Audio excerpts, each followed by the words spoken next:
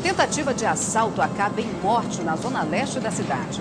O fato ocorreu na Avenida Altaz Mirim, conhecida como Grande Circuito.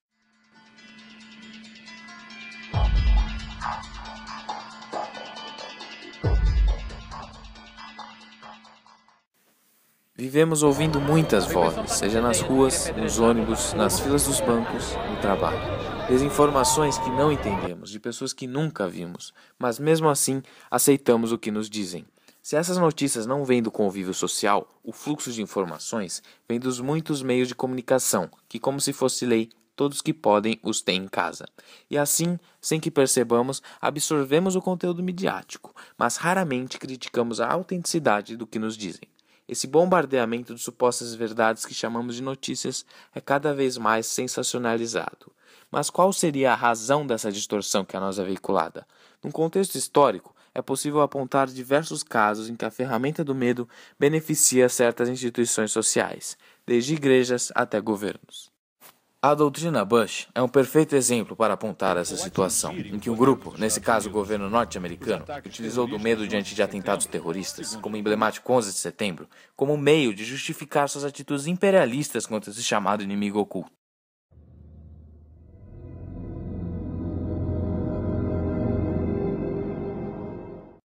Either you're with us, either you love freedom and with nations which embrace freedom, or you're with the enemy. There's no in between. You're either with us or you're with the enemy. That's clear. I will continue to make that clear. Os principais países que sofrem dessas imposições pertencem ao rico Oriente Médio, países onde os Estados Unidos também buscam aumentar sua influência, além de política e militar, econômica. E os Estados Unidos estão decididos a... Sobre a igreja, pode-se dizer que o funcionamento desta foi pautado na disseminação do medo, uma verdadeira violência psicológica em que a religião representava a salvação dos males da terra e de um destino infernal. E para controlar sua imposição ideológica, utilizou da Santa Inquisição como meio regulatório de opinião. Numa síntese, não só desses dois exemplos, mas do que foi o medo como arma de manipulação, identifica-se a máxima de Nicolau Maquiavel.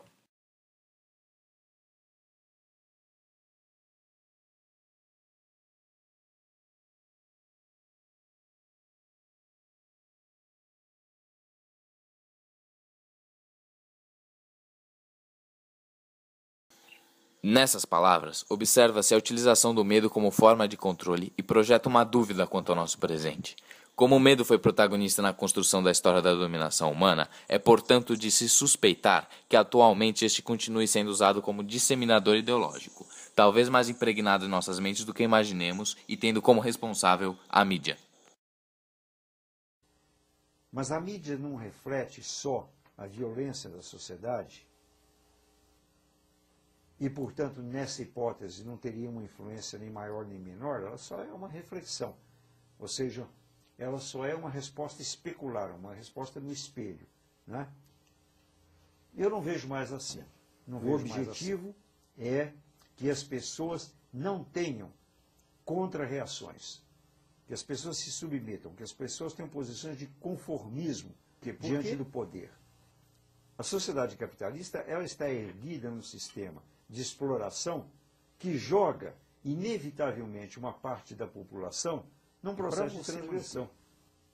Populações de dezenas e dezenas de milhões de pessoas em situação precária, como é a situação que o ser humano vive hoje, você só consegue criando um clima permanente de tensão. Nesses termos, não há necessidade de você colocar prisão em cada esquina. O próprio indivíduo fica aprisionado dentro do seu medo. E nós sabemos que a crítica hoje é cada vez mais industrializada, operacionalizada, interessada. Existe o escândalo enquanto o escândalo reverter em algum benefício, em algum lucro. Depois depois de reverter o benefício, o escândalo tem. Mas quem de fato ganha com esses escândalos? Além da dramática e sensacionalista indústria do jornal, ganham as agências de seguro, indústria bélica, de segurança privada e até mesmo a do entretenimento contra o medo abstrato da solidão. Estas lucram sobre o medo num grau de manipulação muito mais avançado do que simples imposições diretas. A melhor forma de controlar alguém não é mandar nessa pessoa, mas sim condicionar sua realidade de tal maneira que seja possível influenciar a sua opinião, criando a ideia que foi ele que na verdade pensou. Cria-se, assim, uma realidade dual que potencializa os medos, riscos e anseios do indivíduo. Tornou-se necessário existir o mal, e desse mal se obtém o bem na forma de produto a ser vendido. Faz-se uma realidade criminal tão próxima dos consumidores de mídia que, muito mesmo sem nunca terem sido vítimas da criminalidade, a temem a ponto de se retraírem e evitarem ambientes públicos, como comprova uma pesquisa norte-americana da década de 90, em que 76% dos que alegaram temer a violência não tiveram contato com esta. Daí, pode-se concluir que o estresse e retração social dos dias de hoje esteja muito mais evoluído, já que os meios de comunicação se tornaram muito mais dinâmicos, assim acabando com a qualidade de vida da população numa perspectiva mental.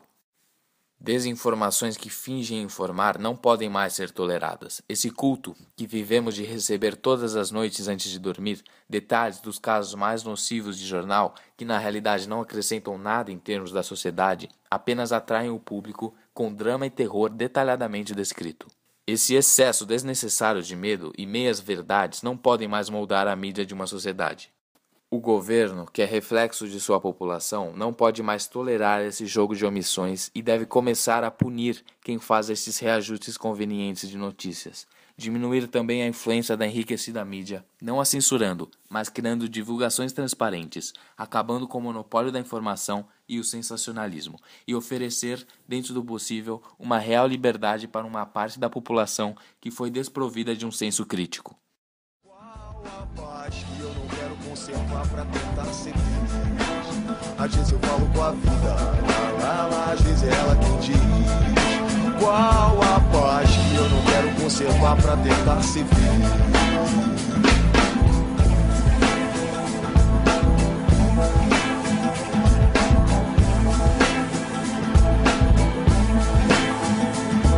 As grades do condomínio são pra trazer proteção, mas também trazem a dúvida se é você que tá nessa